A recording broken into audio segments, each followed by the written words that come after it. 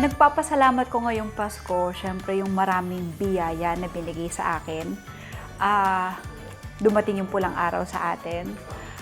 Actually, blessing yun dahil ang daming namulat sa ating history nung panahon ng World War II. So feeling ko, mas nakapagbigay tayo ng kaalaman sa ating mga kabataan. So blessing yun para sa akin at blessing din para sa kanila.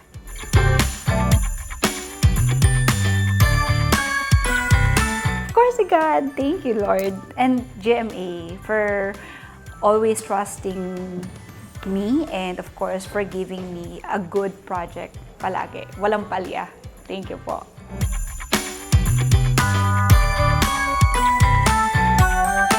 Espesyal ang Paskong Pinoy para sa akin kasi dito lang tayong mga Pinoy laging nagse-celebrate ng Pasko eh. Kumbaga parang tayo palang mga Pilipino, hilig nating maghanda, hilig nating ipagdiwang yung pagmamahalan pag Pasko, 'di ba? Kumbaga magkakasama tayong pamilya, kasama nating iba nating mga mahal nating mga kaibigan. So, espesyal siya para sa akin.